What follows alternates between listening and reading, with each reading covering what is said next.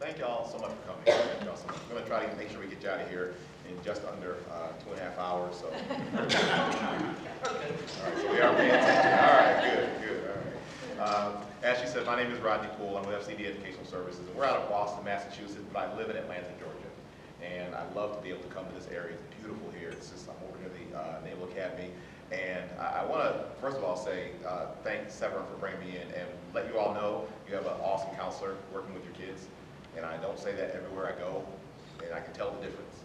Because I worked at one school, I was just sharing with her that one school, the student didn't even know who the counselor was. It was like 3/4 through the year. And now, I kind of gave her the benefit of the doubt. She was pregnant, her office was like, 200 yards down that way, in another building, downstairs, around the corner. And so the students didn't know who she was. But that's not the case here. So I will say your students are in really good hands. I'm working with the 10th grade or 11th graders this week, and I had a seminar with the seniors. We had a seminar on how to help a friend. What do you do if you feel that your friend might be in trouble or is having a problem with alcohol and drugs? And I think we had a really good time, but I think they really got some really good information also. FCD, we've been around since 1976, and we consider ourselves to be the leader when it comes to assisting schools with their substance abuse prevention efforts. Whatever that may be, however they want to work it out, we can help them make it happen. And one of the things as a prevention specialist is I actually work with the students, providing information, factual, research-based information. Now, we're not counselors, we don't come in and counsel, but we do try to come in and provide some information that's factual, but also some personal experience. One of the prerequisites to do this type of work that you have to be in long-term recovery, and I've been in recovery since 1992. That I can share with them what it was like to be a high school student drunk on a regular basis, or high on something on a regular basis. And as a result of that behavior, what happened? Opportunities missed, relationships ruined, and actually went from fun and partying and having a great time to full-blown addiction as an adult. So I can share that with them. I still feel some kind of way about talking about that stuff with them because it's so real, so personal. But I think from the feedback that I've gotten from students is that they appreciate the message. Not just the factual information, but definitely the personal information because, I share with them, I didn't grow up in the hood. I don't come from a broken family. My parents are still married. They're still together, 53 years, still together. So, there's some connections there. A former athlete, by halfway through 9th grade, I was 210 pounds, benching 250, running a 4.640, and high jumping 5'10". Halfway through the 9th grade. So I'm considered a beast on the football field. But I share with them the dangers of alcohol and the drugs and what happened as a result of that. But basically, we come in and this week we're really kind of doing like the whole 4-day seminars, 4 separate seminars. We look at from the macro to the micro, use and our culture, like what are some of the laws, especially now, ladies and gentlemen, if you all didn't realize, there are 2 states in our country that have legalized marijuana for recreational use. And there are 18 other states that have legalized marijuana for medicinal use, even though marijuana is not really recognized in the community as a medicine. And based upon, well, we really believe that based upon conversations like that, the whole decriminalization, and a number of other factors, that we find marijuana use is increasing amongst adolescents. Surprisingly enough, alcohol use is down, tobacco use is down. Now, their prescription medication there seems to be, there's some use there, but it's not like out of control. But I want to make sure y'all realize the majority of students here in the U.S. are not drinking or not using drugs. But if you watch some of the television shows or listen to some of the songs on the radio or watch some of the movies, you would think otherwise. How many times have you heard young people say, dude, you should have been there this weekend. Me and my grandma hung out, and she brought her cat with her, and we made Rice Krispie treats, and it was awesome. That's not the story that's told on Monday morning in the hallways. It's usually some outrageous activities surrounding alcohol or other drugs. But that group that's shouting those messages from the rooftop, basically, it's a minority. It's a small group. So the perception is that everybody's doing it, but the reality is it's not. It's not. So I want to encourage you all to keep doing what you're doing. One of the major protective factors are parents. They're paying attention, they're watching, they're listening, and they're looking to you for guidance. They're paying attention to the rules that you set, or the messages you don't verbally send. Recommend that you definitely draw a clear line in the sand, how you feel about what the rule is in your house about alcohol and the drugs. Now, I maybe preach to the choir this evening, but you are a major influence. Case in point, one of the prevention specialists was working at an elementary school, and they were working with fourth graders. And so the prevention specialist asked the little girl, or the class, when do parents drink? Fourth grade now. The little girl raises her hand, and she says, when they take their coats off. So the prevention specialist asked, well, what do you mean by that? What do you mean when they take their coats off? And she says, well, when people come to our house, my daddy says, may I take your coat, and would you like a drink? Fourth grade. So they're listening, they're watching, they're paying attention. I asked this, now I don't know if it was a parent, I said, well, I asked the question, have you ever heard anyone say, I've had a really hard day, I need a drink. I'm really stressed out, I so need a drink. They're paying attention. Is alcohol served at every function?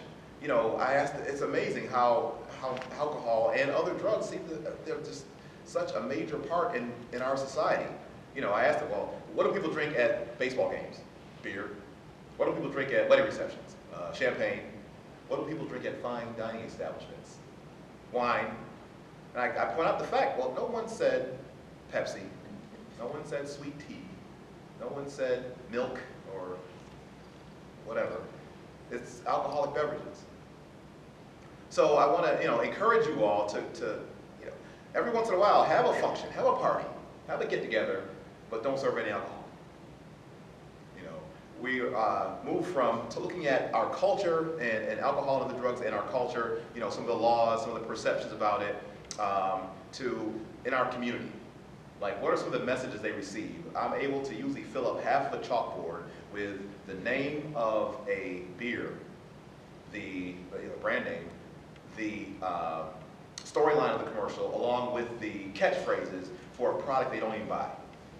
They're being inundated with messages about alcohol, specifically alcohol, in commercials and movies. And I asked them, okay, what do the people usually look like in the commercials? And they can all attest they're usually beautiful, they're usually having a wonderful time, they're usually very well dressed in the latest fashions, and they look fairly young. And studies have shown that doesn't necessarily cause a person to run out and buy, Dos Equis, but it does create an idea about drinking. So from there, we look at, what are some of the messages that they're receiving about alcohol and the drugs, to a little closer, what do alcohol and the drugs actually do to the body? We look at the specifics. And ladies and gentlemen, I want to make sure y'all realize this. It's not, those outrageous LSD and PCP. Students, American adolescents are not using those drugs. Those aren't the ones. It's still alcohol, marijuana, tobacco, and we're finding an increase in prescription medication abuse. I mean, ask yourself, how many do you all remember when you were in middle school, other students that were on medications? Anybody? I don't remember any. I graduated in 1985 from high school, and I don't remember anyone who was actually on any type of medication. But now you have a number of students that are actually medicated, so they have access to these controlled substances. And so we look at the specifics of what alcohol, marijuana, we usually have time to cover alcohol in depth, alcohol, marijuana, tobacco, prescription medications, and some of the synthetics. I try to throw the synthetic drugs in there, the synthetic marijuana, the bath salts, and things like that, to share information about what those are and what they specifically do to the body and the dangers in them. Studies have shown the earlier a person starts drinking or using drugs, the higher the risk they are, short-term and long-term. Short-term meaning the risk of overdose, risk of problems with family, friends, school, athletics, but not just short-term, but the long-term also. The risk of addiction is much higher for an adolescent who begins using drugs or drinking. compared to someone who waits until they're fully developed, upwards of age between 21 and 25, when the brain is fully developed. So it's a brain issue. The adolescent brain is affected differently than the adult brain. And we really try to nail that point home. And our message is basically one of delayed use. Wait, just wait. Because the law, for a large number of them, is not really a deterrent. A number of them don't really feel that, the law, it just doesn't. It's kind of too far away to even think about the law coming to my house or my buddy's house. We're not doing anything. Well, if you're drinking underage, they are breaking the law, but we're not playing loud music and no one's fighting outside. We're just drinking downstairs in the basement. So the law for a number of them is not really a deterrent. So our goal is to really share with them some factual information that will help them make a healthy decision. From the specifics of what alcohol and other drugs do to the body, we move to how do I feel about the subject? And who am I? Because over and over again, peer pressure causes people to, especially young adolescents, to make decisions based upon emotions and what other people think of them. So as a result, I'm really pushing with the 11th graders this week. Who are you? And what makes you you? And what are you okay with? And what are you not okay with? Because when somebody is at the party and come on, dude, just have one, bro, come on, I'm hoping that they're able to stand up and say, no, I don't do that. That's not my thing. I'm good. Thank you, but no. We actually did some role plays today with a couple of the groups, and we're going to do some more tomorrow. How do you deal with peer pressure? What do you say? Because they practice for the baseball game, they practice for basketball, they study for test-taking time, but frequently they're bombarded by the opportunity to have to make this decision, and they haven't practiced for it. So I recommend you can do this also. You can set up a scenario, like you're the one trying to get your son or daughter to drink, and see what the responses are. It's a fun, we really have a lot of fun with it, and I'm hoping that they're able to take that away and say, I talked about this, if it ever happens. I've done this before. I know I can use the broken record technique. No, I'm good. No, really, I'm good. No, thank you, I'm good. No, really, I'm good. Or, no, thank you, I'm gonna leave and move away, or go somewhere else, or offer a different activity. We went over several different scenarios today. So from there, we look at, what does it mean to be resilient? What does it mean to have your own self-identity? And how do you strengthen that? How do you relieve stress? It's true. Some students they're pushing really hard. They're working really hard to achieve and to do well and to get good grades and perform academically and athletically. And so yeah, they do get stressed. So we're going to be talking about that tomorrow. What does that look like? How does that feel when you're stressed? And what can you do to relieve it? Because for some, stress relief equals alcohol or a drug. But those, especially for an adolescent, are very high-risk behaviors. And they don't necessarily completely relieve the stress. They relieve the feeling or the symptom of the stress, but they don't necessarily relieve the stress. They still have to take the test. They still have, the exams that are due. The feeling of what college might be get into. That's still there. Now, they may be anesthetized for a little while, that feeling surrounding that, but we're going to be looking at some things that they can do, which are some of the protective factors: family, friends, and activities, sports, hanging out with the dog, jet skiing, riding a bike, painting, some of the same things that they're doing now: photography, writing, reading, getting plenty of rest. We look at what are some of the protective factors, things that they can do that release the same chemicals that alcohol and other drugs do, but they're not synthetic, and they're releasing the amount of chemicals in accordance or in the right amount of chemicals are being released compared to someone who's just sitting drinking or using a drug, when you have an outrageous amount of those pleasure-causing chemicals being released. So I want to continue to encourage you all. Continue to encourage you. I've heard some things about Beach Week in particular. Y'all know Beach Week? Have y'all heard of that? Yes? Okay. All right. And when I mentioned it to the students, they kind of laughed and giggled. And the juniors said, well, we're really not, we're really not invited yet. But one 11th grader said to me, well, she's mentioned, well, why don't we just get together and do something else? Because no study has shown that allowing an adolescent to drink in a supervised situation creates a responsible drinker. No study has shown that. In fact, European countries and other countries that have the lower drinking age are having some issues with that. They're some of our fastest growing clients, because the rates of consumption amongst adolescents where the drinking age is much lower than it is here in the U.S. is much higher. They have much higher intoxication rates. Now we have more vehicle accidents because we have more access to vehicles here in the U.S. and public transportation is not as big as it is in other countries. But like I said, and not only, people say, well, I want my child to learn how to drink in a supervised situation so it's not that foreign to them. But I even ask the students and they say, well, yeah, it kind of does give me a green light to drink with my friends when mom or dad are not around, because it's something that's not foreign to them. Not only that, people say, well, shouldn't my son or daughter learn how to drink before they get to college? Once I got clean, after about being clean for 5 years, I went back to school and earned a degree in psychology. And I moved on campus, and I was an RA, resident advisor. So I had access to a lot of the other stuff some of the other students didn't see, like basically kids getting kicked out of school over and over again. And over again, it was due to not getting their homework done because of alcohol and drug use. But I would always ask them, when did you start drinking? When did you start drinking? Over and over, seldom was it when I got to school.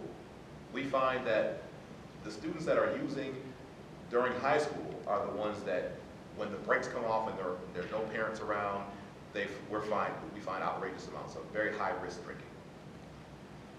So what I want to do in the 30 minutes that we have left, I want to open the floor for questions.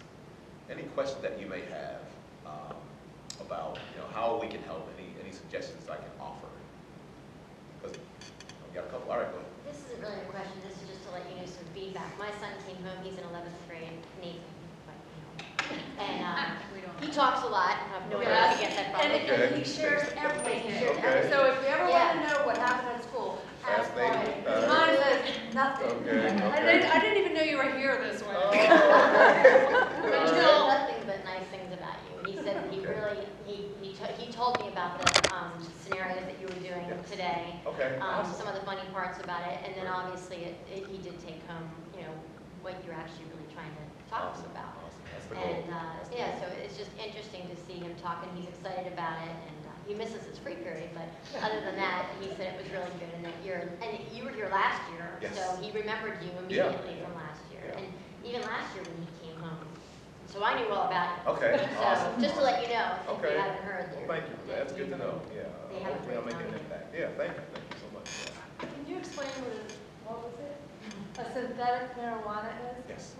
And what about songs? Well, And what does spice look like? Okay, Spice actually, it's a brand name of actual synthetic marijuana. And what synthetic marijuana is, there was a organic chemist named John W. Huffman, who was a organic chemist at Clemson University, and he was doing a study on cannabinoid receptors. Basically, within our brains, we have these receptors that when a person smokes marijuana, the active ingredient, THC, binds itself to those receptors. So he was doing a study on, on the effects of THC, and he put out a paper with the specific chemicals that he used to replicate THC, and the word got out. The ingredients were replicated, and it's actually sprayed on like potpourri, dried leaves, and it's actually packaged and sold as synthetic marijuana. But it says on the package, not for human consumption.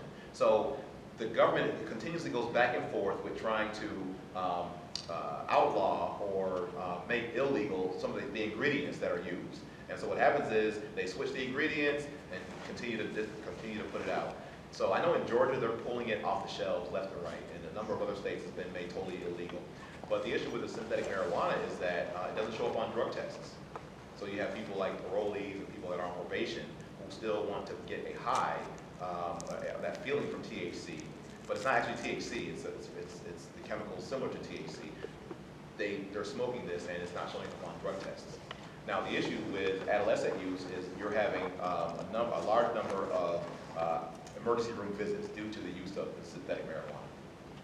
So, and the guy, John, the chemist said people who are using it are idiots because they don't know what's going to happen to them. They don't know what it's going to do.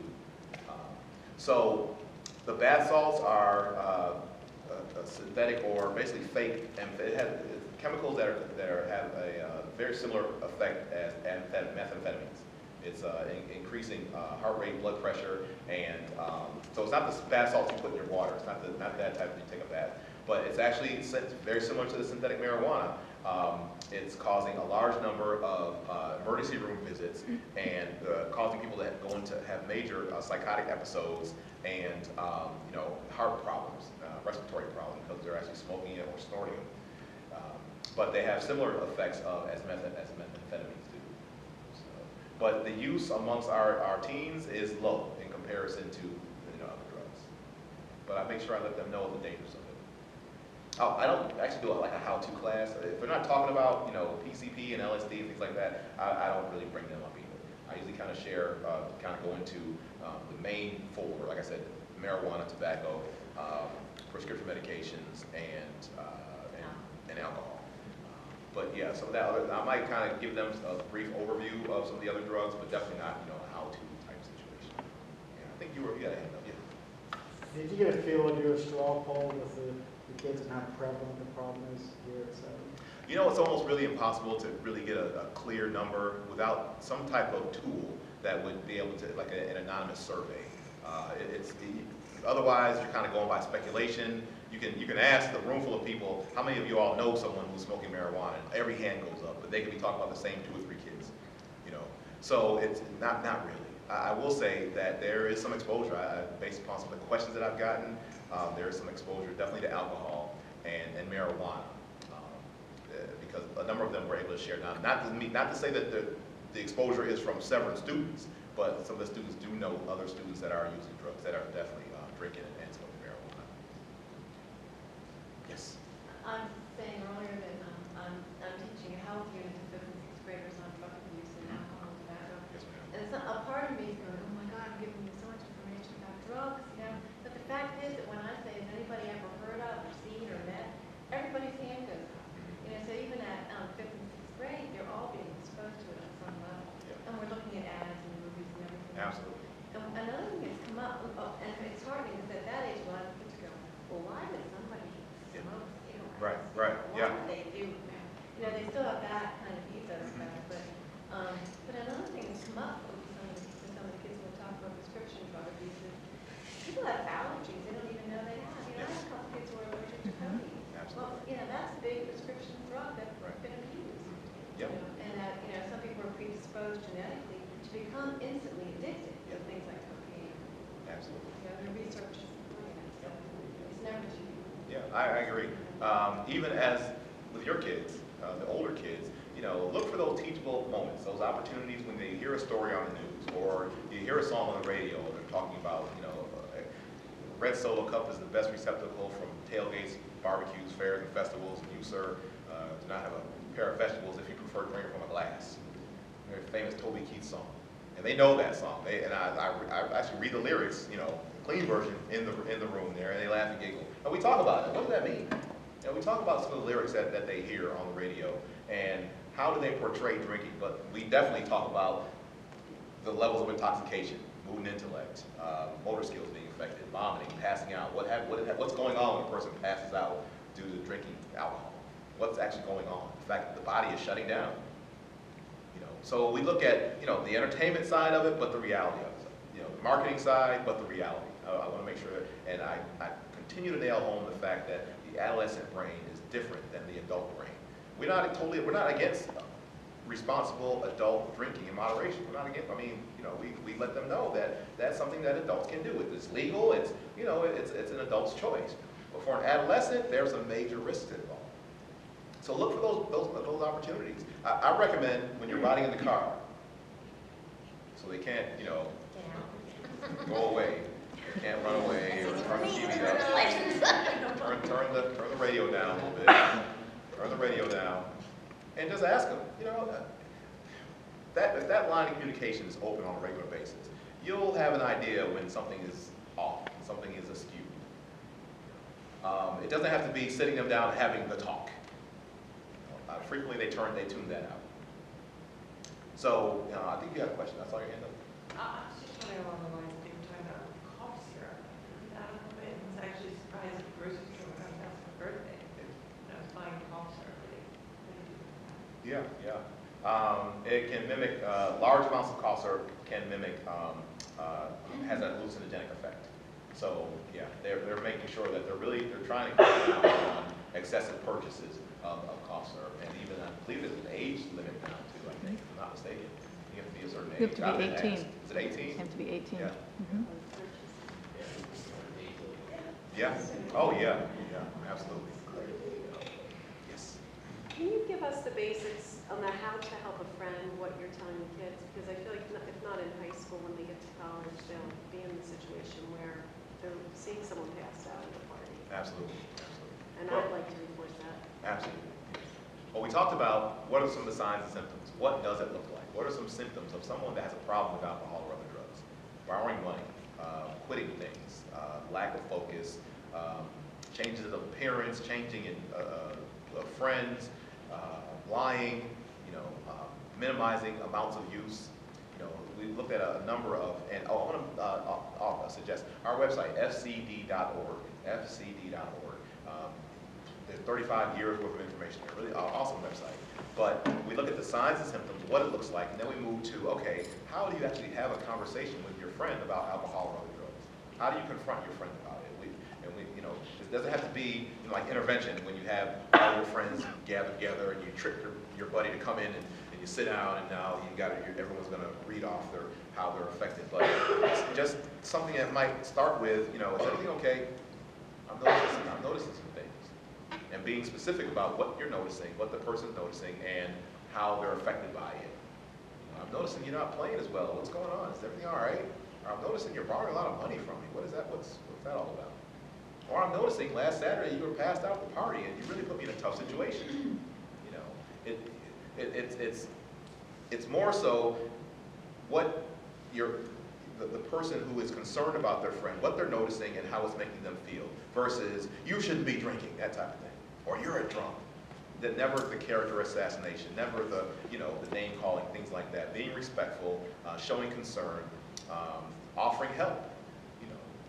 Based upon learning what's available in their community or on their campus, maybe where the counseling office is, say, listen, if you want to go talk to somebody, I'd be willing to go with you. Not that you have a problem, but just in case, I think it might be, I don't think it could hurt. If you don't have a problem, what's the harm? And then we're also looking at, what does it mean to be a friend? We throw that term around fairly loosely, like this is my friend, this is my friend. But what does that really mean? What are the responsibilities of a friend, if any? So I'm helping them to take a look at that definition. What does that mean? Because some of them, they have what I call their what's up bud, the guy they see, what's up dude, and that's pretty much the extent of the relationship. Or that girl who's kind of on the fringe of their circle, she's nice, but she's not really that BFF, if you will. So, and of course, not to expect miracles, the fact that, yes, they're your friend, but you didn't cause the problem. You can't control it, you definitely can't cure it. But you can offer some help. Right? And if they choose to take it, that's their choice. But if they don't, then you have to, as a friend, sometimes you have to be a friend from a distance, or definitely limit your interaction, if you will. You may not want to be the person who's always driving them to the party, or continuing to lend them money, because you can continue to help that person get worse, basically. And in turn, now you're involved in the situation. So, and I think they really got a lot. I think the seniors did. I think the juniors did today too. I did the same exercise with the juniors today, and we actually did a skit up front. First I showed them what it looks like, and then I had a couple of them get up and they acted it out. We created a scenario of one friend trying to help another one, and if nothing else, they've got a little bit of practice at it already. So if they ever are in that situation, it won't be completely foreign to them. Especially the fact that they have an idea of what are some of the signs and symptoms. Good question, thank you. What else? Yes, ma'am. Do you have a sense of the non-using population and how to celebrate that group, which is a larger group than Absolutely. people Yeah. imagine. Yeah, the group here at Severn, there's a large number that just don't use, and they're proud of it. They're, I asked, and I frame it in the reference of, I'm talking to the majority, because the majority of high school students do not drink, do not use drugs. So I ask you all, why don't you drink? Why don't you use drugs? Over and over again, I'll get sports, my mom, my dad, I want to be successful in life, my grades, they've seen other people and what it does to them. So there's a large majority. And I was suggesting possibly getting some students together, that group of students who had what we call the social power in the school. They're well-liked, they may be attractive or outgoing. Get that group together, maybe talk with them, train them to talk to other students and, about why they don't use. And maybe even talk to some younger students so that, because frequently what happens is a thing called social norms. A social norm is an attitude or behavior of a group. Okay, such as when you get onto an elevator, door's open, right? You get on, what do? You turn around, hit the button, right? You face the door, right? Just for fun, try this if you're bold enough, right? Door opens, get on, hit the button, but don't turn around. And catch eye contact with people. Hey, good morning. Hey, how you doing? Now, it's got to be the bigger elevators. It can't be the little small ones. That's like, how you doing? How you doing? Kind of weird. It's a funny thing. People start taking out their phones. They start, all of a sudden they got to text somebody. But that's a social norm. Now, normative belief is a perception about a social norm or a perception about a behavior or an attitude of a group. But the issue with a social norm is that it can be incorrect. When I was in 8th grade, I thought all high school students drank, smoked weed, and had sex, and I couldn't wait to become a high school student. My frame of reference was my older brother and his crew, his group of buddies. I didn't know any other high school students. So I get to high school, and I look for that group, and they weren't very hard to find.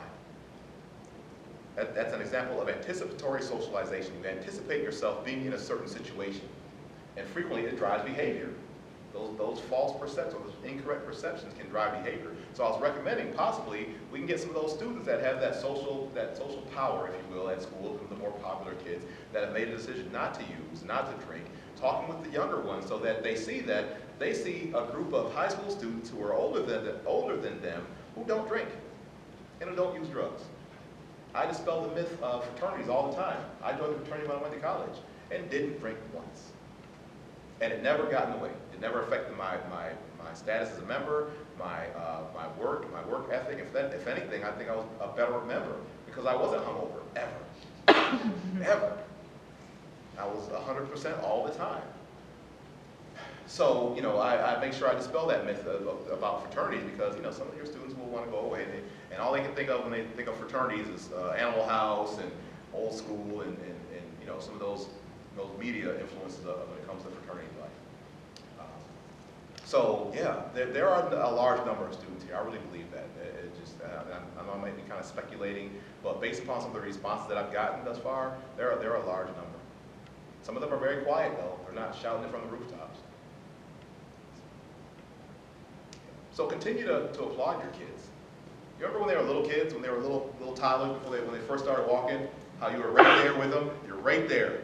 They're making their steps, and then you might kind of back up a little bit, give them a little room, and you see them kind of looking around and start panicking, and they realize they're on their own now.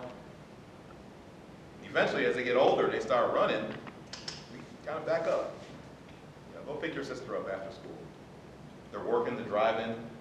Well, just, make sure you lock the door when you come in. I'll be in a bit.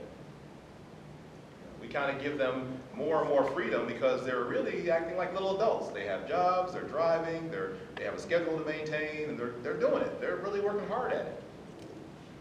So I really think it's important that you continue to step in and say, I'm still the parent when it comes to this topic right here. I don't want you drinking. And I really believe that whole genetic piece of it, and that's why I have a 21-year-old son. And I made sure I shared with him the fact that he's at a greater risk for alcoholism and addiction based upon his old man's behavior. So when he started going out to clubs, going out to parties, I didn't forbid him to go, but I made sure I talked to him. Listen, you're at a greater risk, and this is why. And when you get home, I'll be up. And I was, every single time. And he never really got into drinking and using, but when he came in, I had to make sure I give him a big hug. All right, good job. Checking, just to make sure. He was more into other things, everything, but he didn't play sports. And that was okay. I supported him. It's okay if he didn't play sports. But remember that while we used to put the kids' pictures up on the refrigerator, no matter what it looked like, compliment them for every little thing. Every little thing we complimented them for. That's such a good boo-boo, good job. Everything they did was like awesome. But we kind of drift away from that. It's like we almost expect them to do well. And we do. We want them to do their best, of course, but do we ever catch them doing something like taking out the trash without being told? And say, I really appreciate that. Thank you so much for doing that. Thank you so much. But not just thank you so much, but you know what? Thank you so much for doing it. I appreciate it. Good job. Good job. Thanks for helping mom out. Thanks for helping mom clear the table. Look in the eye, maybe a pat on the shoulder. Or just a hug for no reason. Come here, I love you so much. And it would kill me if something happened to you. That's how we feel. But we really need to keep telling them over and over again so they don't forget. I want to give you some freedoms. I want to let you make some decisions, but I got to let you know I'm still a parent. And sometimes I'm going to say no. I recommend, sometimes let students have parties. Get together with other students and have parties. Now, there's some parameters. Keep it to a limit. Have a number. Have a time limit, what time it ends. Start time and end time. Never party from 8 until, question mark. Let the neighbors know we're going to have a party this evening. So if you won't mind, kind of look and keep an eye out. Stop through. If you're serving punch, taste the punch every once in a while. Come through and make yourself known that I'm going to be in the area. I'm not going to be sitting downstairs dancing with you, but make sure you're in the area stopping by every once in a while. Have them because the students want to have fun, and I think it's important to kind of let them socialize in that atmosphere, but let them realize that, well, I can do it without alcohol, so you're going to have to do it too without alcohol until you're of age. That whole beach week thing, I would recommend getting together with some other parents and other students, because I really believe there are some students that don't want to go. If they do go, they don't want to drink. But that pressure is something that's serious. That social, where do I fit in? How am I viewed?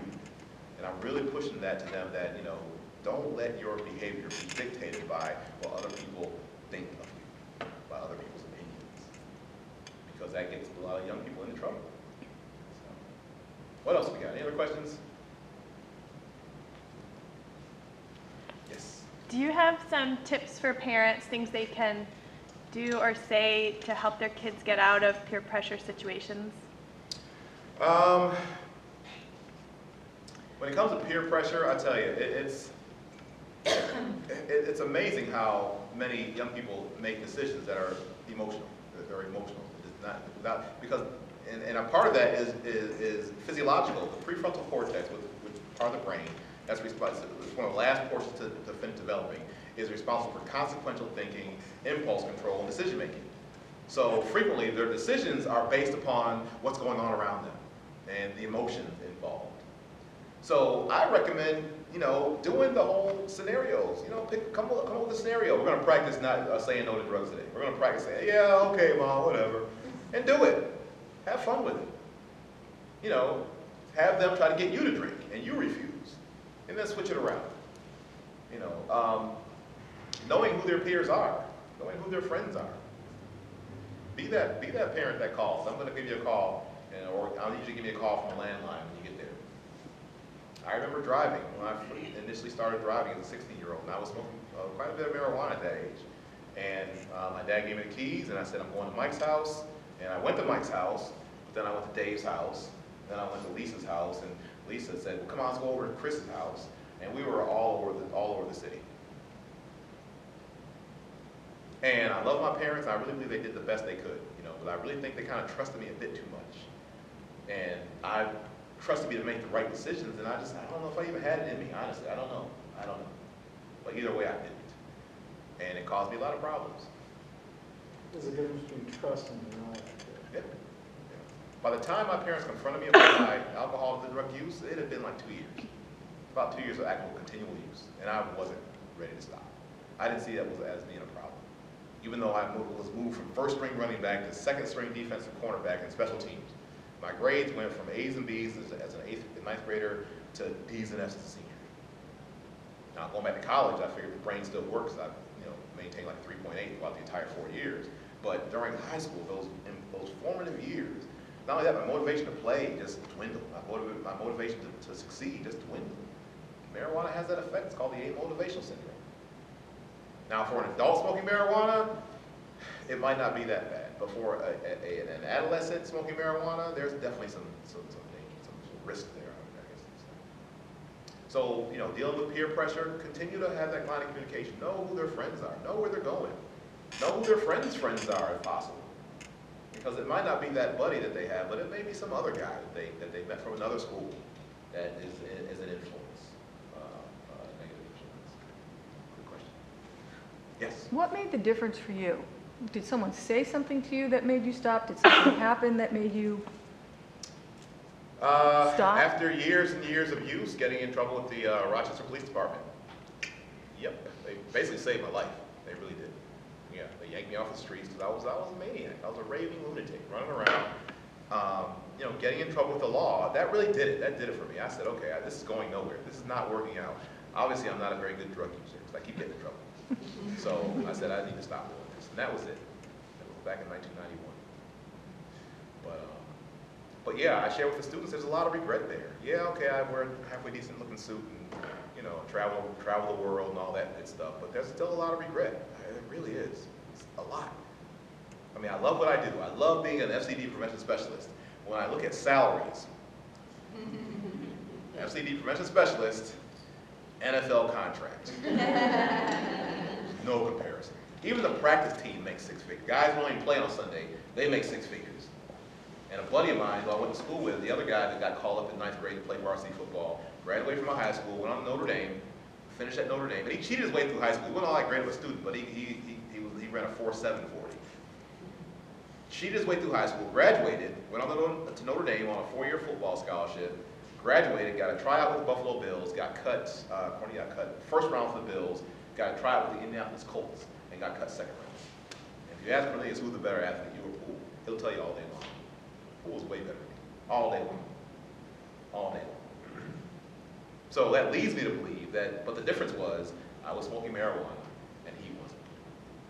I tell the kids, it's seldom is it that guy in the alley that gets them involved in alcohol and the drugs. It's usually someone they know. For me, it was my older brother.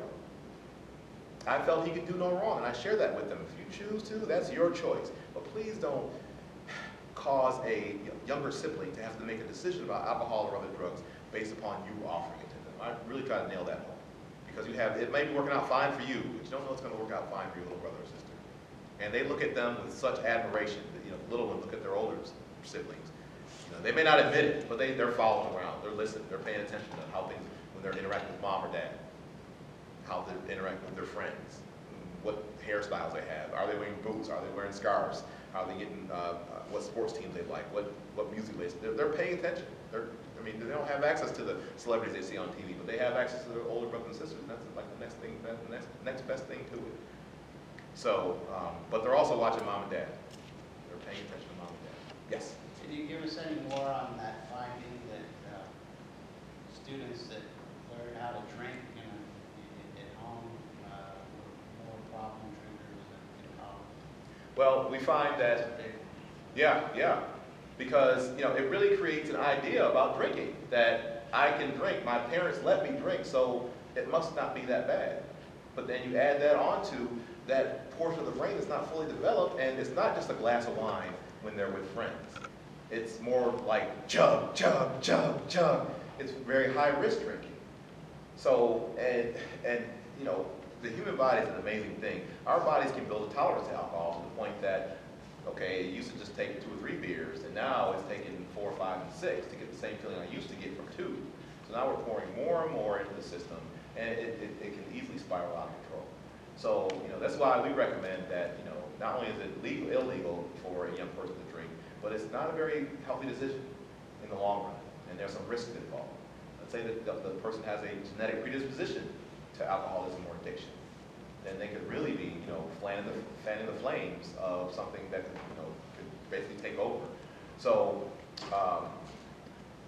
I really think it's really important to really kind of draw the line. I can't tell you to not allow your kids to drink. That's not for me. That's your choice. But there are some risks involved in that by allowing a young person to drink at home.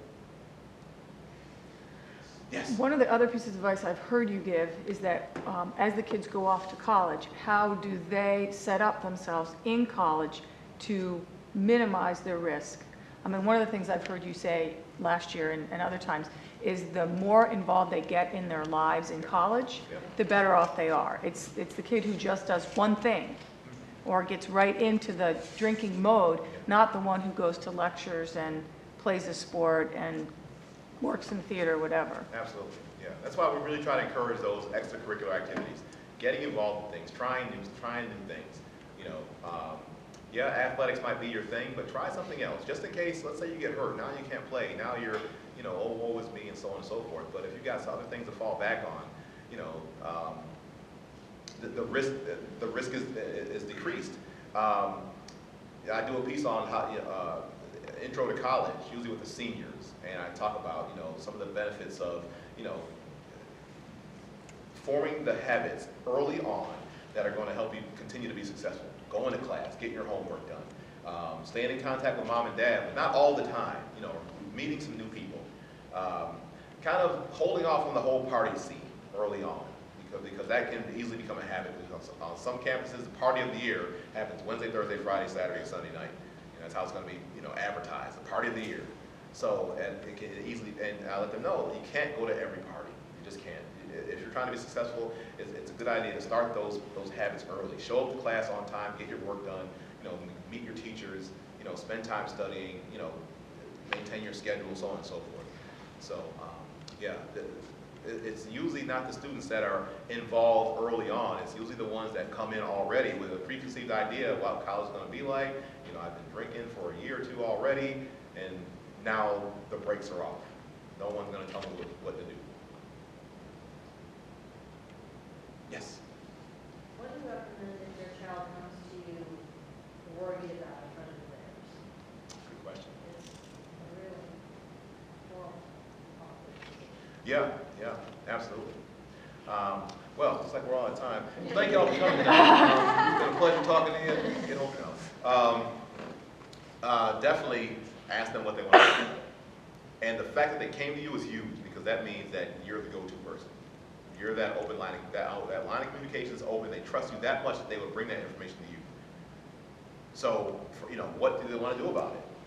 I would suggest, not totally forbidding them from seeing their friend, because that can go the other route. That can go the other way. Especially if they're caring and that nurturing type of young person, well, that's my friend. I can't just leave him hanging, and now they're going behind your back to do whatever. But, what do you want to do about it? What's going on with your friend? What have you noticed? Maintain that level of communication, and really try to help them see that, okay, well, your friend is making some dangerous decisions, and maybe we can try to get your friend some help. Maybe suggest talking to their parent. Maybe not running straight to the parent and telling them, but maybe suggesting that, well, do you think what would happen if we told their parents? If we told his or her parent? If I told his or her parent? Or if maybe sharing that information with the school, so that maybe the school could be the one to share that information. So it kind of lets you off the hook. You didn't tell, the school found out, and the school didn't let that information know. The school really knows quite a bit. I'm finding that they have an idea, they're in tune with what's going on with these kids, which is huge that they're in tune, because I don't see that everywhere I go. And I even hear teachers talking about, comparing notes. Well, so-and-so did this today, and last week you did this and that. So they're in tune with what's going on campus, and they're aware of some of the things that are happening. And the students feel comfortable in coming to some of the adults too. So that's huge. So, but definitely, I would definitely recommend, finding out first of all what they want to do with the issue, and how you can help. That whole knee-jerk situation. I don't want you talking to Johnny ever again. That might go the other route. That might cause them to push them further away from you and closer to helping their friend. Did that answer your question, kind of? Okay. All right. I want to help y'all get out of here so we can get home and be safe. Thank y'all so much for coming out tonight. I really appreciate it. It's been a pleasure talking to you. I want to encourage you to keep doing keep doing what you're doing. Keep up the good work. You're all raising some wonderful, healthy kids.